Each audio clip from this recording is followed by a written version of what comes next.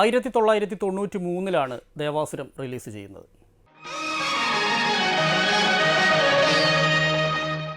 IV ശശിയുടെ സംവിധാനത്തിൽ രഞ്ജിത്തിൻ്റെ തിരക്കഥയിൽ ഒരുങ്ങിയ മനോഹരമായൊരു ചിത്രമായിരുന്നത്.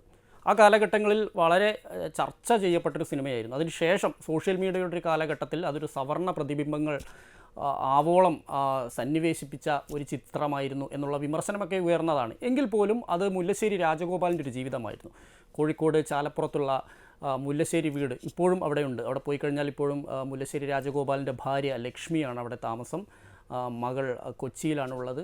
പലപ്പോഴും അവർ കൊച്ചിയിലായിരിക്കും. എങ്കിലും ആ വീട് ഇപ്പോൾ കഴിഞ്ഞ കുറച്ച് കാലങ്ങളായി അടഞ്ഞു കിടക്കുകയാണ്. ചിലപ്പോൾ മാത്രമാണ് അവിടെ ഉണ്ടാവാറുള്ളത്. അവരുടെ ഒരു ജീവിതം പറയുന്ന ഒരു സിനിമയാണ് യഥാർത്ഥത്തിൽ ദേവാസുരം. കാരണം രഞ്ജിത്ത് അവരുടെ ജീവിതം മോഷ്ടിച്ചു എന്ന് വേണമെങ്കിൽ നമുക്ക് പറയാം.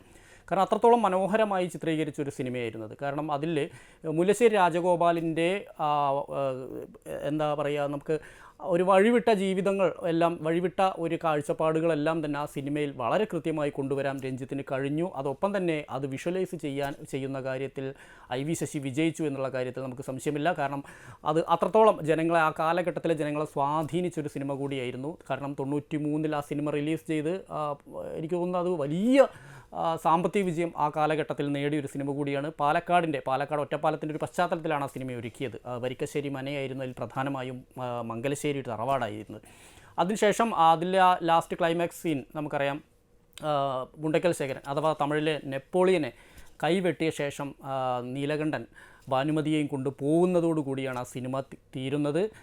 അത് പരിയാരത്തുള്ള ഒരു ഭഗവതി ക്ഷേത്രമാണ്, പാലക്കാട് ജില്ലയിലെ ശ്രീകൃഷ്ണപുരത്തിനടുത്ത്. അവിടെ വെച്ചാണ് ആ ഒരു ഭാഗം ചിത്രീകരിച്ചിട്ടുള്ള. വലിയൊരു ആൾക്കൂട്ടത്തിന് നടുവിൽ നിന്നുകൊണ്ട് നമുക്കറിയാം, ആൾക്കൂട്ടത്തെ ഒരു ഫ്രെയിമിനെ അകത്താക്കാൻ IV ശശിയോളം മലയാളത്തിൽ ഒരു സംവിധായകനും കഴിഞ്ഞിട്ടില്ല എന്നുള്ളത് അതിൽ എടുത്തു പറയേണ്ട കാര്യമാണ്. ദേവാസുരത്തിൻ്റെ കാര്യത്തിലും അവിടെ നിന്നാണ് രാവണപ്രഭു തുടങ്ങുന്നത്. പക്ഷേ രാവണപ്രഭുവിലേക്ക് എത്തിയപ്പോഴത്തേക്ക് വളരെ അമാനുഷികമായി തന്നെയുള്ളൊരു കഥാപാത്രത്തെയാണ് യഥാർത്ഥത്തിൽ രഞ്ജിത്ത് നിർമ്മിച്ചിട്ടുള്ളത്. 2001 രാവണപ്രഭു റിലീസ് ചെയ്ത് നമ്മൾ കണ്ടതാണ്. അത് വലിയ രീതിയിൽ മോഹൻലാലിൻ്റെ ഹീറോയിസം ആഘോഷിക്കപ്പെട്ട ഒരു സിനിമ തന്നെയായിരുന്നു. അതിൻ്റെ കഥ നമുക്ക് ആലോചിച്ച് കഴിഞ്ഞാൽ ഒട്ടും ലോജിക്ക് തോന്നുന്നില്ല. കാരണം മംഗലശ്ശേരി തറവാട് സുഹൃത്തായ അഗസ്റ്റിൻ്റെ മകളുടെ പഠനത്തിന് വേണ്ടി പണയം വെക്കുകയും അത് ബാങ്കിൽ നിന്ന് വായ്പ എടുത്തപ്പോൾ ആ വായ്പ തിരിച്ചടയ്ക്കാൻ പറ്റാതെ വരുമ്പോൾ അത് ജപ്തിയിലേക്ക് പോകുന്നു. പക്ഷേ മകൻ വലിയ സമ്പന്നനാണ് അതിനകത്ത്.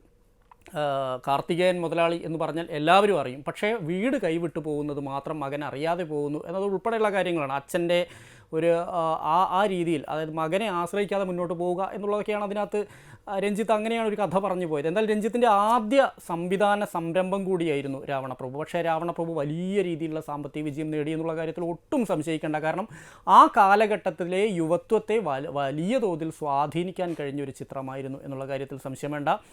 എന്തായാലും 24 വർഷത്തിന് ശേഷം അത് റിലീസ് ചെയ്യുകയാണ്.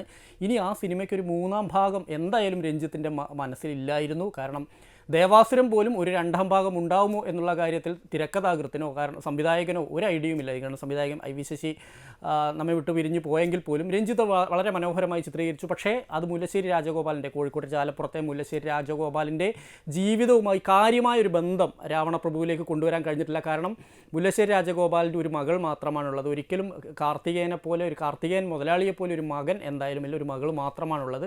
ബാക്കിയെല്ലാം തന്നെ സിനിമയ്ക്ക് വേണ്ടി ചേർത്ത ചേരുവകളാണ്. പക്ഷേ ദേവാസുരത്തിലേക്ക് അങ്ങനെയല്ല. ദേവാസുരം ഏറെക്കുറെ അവരുടെ ജീവിതം അതേപടി പകർത്തിയൊരു ചിത്രം കൂടിയായിരുന്നു. കാരണം ഭാനുവിൻ്റെ, ലക്ഷ്മി ചേച്ചി, ബേബി ചേച്ചി എന്ന് വിളിക്കുന്ന ലക്ഷ്മിയുടെയും മുല്ലശ്ശേരി രാജുവേട്ടൻ എന്ന് വിളിക്കുന്ന രാജഗോപാലിൻ്റെയും ജീവിതം അതേപടി പകർത്തുകയും അതിൽ നടന്നിരിക്കുന്ന ഓരോ മുഹൂർത്തങ്ങൾ, ഓരോ സീനുകൾ എല്ലാം വളരെ കൃത്യമായിരുന്നു എന്നുള്ള കാര്യത്തിൽ സംശയമില്ല. അത് രഞ്ജിത്തിനും IV ശശിക്കും എല്ലാം തന്നെ ആ സിനിമയുടെ ഓരോ സീക്വൻസുകളും വളരെ കൃത്യമായി തന്നെ കൊണ്ടുപോകാൻ കഴിഞ്ഞതാണ്.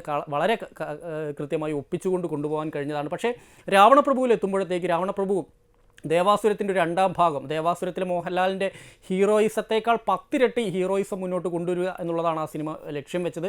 ഏതായാലും അതിൻ്റെ റിലീസ് എത്തിയിരിക്കുന്നു. അതിൽ കഥാപാത്രങ്ങൾ ഈ മംഗലശ്ശേരി നീലകണ്ഠ കാർത്തികേയൻ്റെ ഒരു അഴിഞ്ഞാട്ടം എന്നൊക്കെ വേണമെങ്കിൽ നമുക്ക് പറയാം. അത്തരത്തിലൊരു ചിത്രമാണ്. കാരണം അത്രയും രസകരമായ ഫൈറ്റ് സീനുകൾ ഈ സിനിമയിലുണ്ട്. പാട്ടാണെങ്കിൽ 4 പാട്ടുകളും ഗിരീഷ് പുത്തഞ്ചേരിയുടെ പാട്ടുകൾ വളരെ നല്ല രീതിയിൽ തന്നെ അതിനകത്ത് ചിത്രീകരിക്കാനും കഴിഞ്ഞിട്ടുണ്ട്. അതിലൊരു പാട്ട് അറിയാതെ എന്ന് പറയുന്ന പാട്ട് ചിത്രീകരിച്ചിരിക്കുന്നത് പ്രിയദർശനാണ് എന്നുള്ള പ്രത്യേകത കൂടിയുണ്ട്. നമുക്കറിയാം മോഹൻലാലിൻ്റെ സെറ്റുകളിൽ പ്രിയദർശൻ ഏത് സിനിമയുടെ സെറ്റിലായാലും പ്രിയദർശൻ അവിടെ എത്തും. അതിൽ ചിലപ്പോൾ ഒരു പാട്ട് ചെയ്യുന്നത് പലപ്പോഴും പ്രിയദർശനായിരിക്കും. അതിലൊന്ന് നമുക്കറിയാം, ഈ ഹരിമുരളീരവം പൂർണ്ണമായും ചിത്രീകരിച്ചത് പ്രിയദർശനായിരുന്നു. അതിനുശേഷം രഞ്ജിത്തിൻ്റെ രാവണപ്രഭുവിലും ഈ അറിയാതെ എന്നുള്ള ആ ഒരു ഗാനം, ആ ഒരു റൊമാൻറ്റിക് സോങ് ചിത്രീകരിച്ചതും പ്രിയദർശൻ തന്നെയായിരുന്നു. അതിൻ്റെ ഒരു തനിമയും ഒരു അത്രത്തോളം ഒരു നിറപ്പകിട്ടാർന്ന രീതിയിൽ തന്നെ കൊണ്ടുപോകാൻ ആ പാട്ടുകൾക്ക് കഴിഞ്ഞിട്ടുണ്ട്, ആ പാട്ടിന് കഴിഞ്ഞിട്ടുണ്ട്, അല്ലെങ്കിൽ പ്രിയദർശന് കഴിഞ്ഞിട്ടുണ്ട് എന്നുള്ള കാര്യത്തിൽ എടുത്തു പറയേണ്ടതാണ്. എന്തായാലും മംഗലശ്ശേരി നീലകണ്ഠൻ മരിക്കേണ്ടതില്ലായിരുന്നു, അദ്ദേഹത്തെ രാവണപ്രഭുവിൽ കൊല്ലേണ്ടതില്ലായിരുന്നു എന്ന് വളരെ കൃത്യമായി തന്നെ പറയുന്ന ഒരു ആരാധക വൃന്ദത്തെ നമ്മൾ കാണുന്നുണ്ട്. അതിൽ യുവ തലമുറയുമുണ്ട്. കാരണം 1993 ദേവാസുരം റിലീസ് ചെയ്യുന്ന കാലത്തൊന്നും ഉണ്ടാവാത്ത കുട്ടികൾ പോലും ദേവാസുരം പക്ഷേ യൂട്യൂബിലും മറ്റ് സംവിധാനങ്ങളിലൂടെയും ഇത് കാണുകയും മനസ്സിലാക്കുകയും മംഗലശ്ശേരി നീലകണ്ഠൻ്റെ ഹീറോയിസം കൃത്യമായി പാടിപ്പുകഴ്ത്തുകയും ചെയ്യുന്നത് നമ്മൾ കാണുന്നതാണ്. അതിനുശേഷമാണ് രാവണപ്രഭു എത്തുമ്പോഴത്തേക്ക് മംഗലശ്ശേരി നീലകണ്ഠൻ ഇനി അയാളുടെ കാലമാണ് എന്ന് മംഗലശ്ശേരി നീലകണ്ഠൻ പറയുന്നത് കാർത്തികേയനെക്കുറിച്ചാണ്. കാർത്തികേയൻ്റെ ആ ഒരു തരത്തിലേക്ക് ആ സിനിമ കൊണ്ടുപോകാൻ കഴിഞ്ഞിട്ടുണ്ട്. ഞാൻ നേരത്തെ സൂചിപ്പിച്ച പോലെ ലോജിക്കില്ലാത്തൊരു കഥയാണ്, നമുക്കൊരിക്കലും ചിന്തിക്കാൻ കഴിയില്ല. അത്തരത്തിലുള്ള കഥാപാത്രങ്ങൾ അതിനകത്തുണ്ട്. അദ്ദേഹം വലിയൊരു ഹീറോയിസവുമായി മുന്നോട്ട് വരുന്നു. അദ്ദേഹത്തിൻ്റെ അമാനുഷികമായ ഫൈറ്റ് സീനുകളുണ്ട്. എൻഫോഴ്സ്മെൻറ്റ്, പണം പിടിക്കാനെത്തുന്ന എൻഫോഴ്സ്മെൻറ്റ് അധികൃതരെ അടിച്ചു വീഴ്ത്തുന്നു. അതുപോലെ തന്നെ ഈ മുണ്ടക്കൽ ശേഖരനുമായിട്ട് നേരിട്ടുള്ള ഫൈറ്റ് സീൻ ഇല്ലെങ്കിൽ പോലും അത്തരത്തിലുള്ള ഫൈറ്റ് സീനുകൾ ഈ വിജയരാഘവനാണ് യഥാർത്ഥത്തിൽ ഈ മുണ്ടക്കൽ ശേഖരൻ്റെ അനന്തരവനായ മുണ്ടക്കൽ രാജേന്ദ്രനാണ് യഥാർത്ഥത്തിൽ അതിൽ വില്ലൻ റോൾ വളരെ ഗംഭീരമായി തന്നെ കൈകാര്യം ചെയ്തിട്ടുണ്ട് എന്നുള്ള കാര്യത്തിൽ ഒട്ടും സംശയിക്കേണ്ടതില്ല.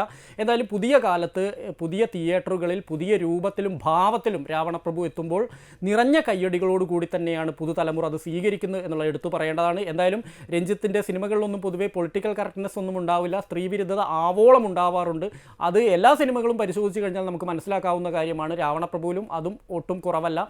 അതിലുപയോഗിക്കുന്ന ഭാഷകളും വാക്കുകളും അദ്ദേഹത്തിൻ്റെ രാഷ്ട്രീയ വിരോധവും എല്ലാം തന്നെ, കാരണം രഞ്ജിത്തിൻ്റെ സിനിമകളിലെല്ലാം തന്നെ പൊതുപ്രവർത്തകരെയും രാഷ്ട്രീയ പ്രവർത്തകരെയും എപ്പോഴും വളരെ മോശക്കാരായി ചിത്രീകരിക്കുന്ന അത് നമുക്ക് കാണാൻ പറ്റുന്നു. അല്ലെങ്കിൽ അവരെ ഒന്നിനും കൊള്ളാത്തവരും, അതിൻ്റെ അപ്പുറത്തേക്ക് ഒരു തമ്പുരാൻ കൾട്ട് കൃത്യമായി തന്നെ ഉപയോഗിക്കും. തമ്പുരാന്മാരാണ് ഈ സിനിമകൾ ഭരിക്കേണ്ടത്, അല്ലെങ്കിൽ ഈ ഇത്തരത്തിലുള്ള ഹീറോയിസം നടപ്പാക്കേണ്ടത് എന്നൊക്കെ രഞ്ജിത്തിൻ്റെ സിനിമകളിലൊക്കെ പറയാറുണ്ട്. അത്തരത്തിൽ ഒരു കാര്യം തന്നെയാണ് രാവണപ്രഭുവിലും. അത്തരത്തിലൊരു ഹീറോയിസം കൊണ്ടുവരാൻ ശ്രമിക്കുന്നുണ്ട്, ഒരു തമ്പുരാൻ ഹീറോയിസം കൊണ്ടുവരാൻ ശ്രമിക്കുന്നുണ്ട്. പൊതുപ്രവർത്തകനായ മന്ത്രി, അതായത് മന്ത്രിയൊക്കെ അല്ലെങ്കിൽ മനോജ് കെ ജെനെയൊന്നും കാര്യമായി തന്നെ അതിൽ സ്വാധീനിക്കുന്നില്ല, അല്ലെങ്കിൽ കാര്യമായി തന്നെ അവരെ ടച്ച് ചെയ്യാതെ തന്നെയാണ് സിനിമ മുന്നോട്ട് പോകുന്നത് എന്നുള്ള കാര്യത്തിൽ സംശയമില്ല. എന്തായാലും രാവണപ്രഭു നിറഞ്ഞ സദസ്സിൽ കയ്യടികളോട് കൂടി തന്നെയാണ് പുതുതലമുറ വരവേൽക്കുന്നത്. അതിൽ മോഹൻലാലിൻ്റെ ഹീറോയിസമാണ് പ്രധാനം. കഥയ്ക്കൊന്നും യാതൊരു സ്കോപ്പും ഇല്ലെങ്കിൽ പോലും ആ ഹീറോയിസം, മോഹൻലാൽ എന്ന നടൻ്റെ അഭിനയ സാധ്യതകളെ, അഭിനയ സിദ്ധിയെ പരമാവധി പ്രയോജനപ്പെടുത്താൻ രഞ്ജിത്തിന് രാവണപ്രഭുവിലൂടെ കഴിഞ്ഞിട്ടുണ്ട്.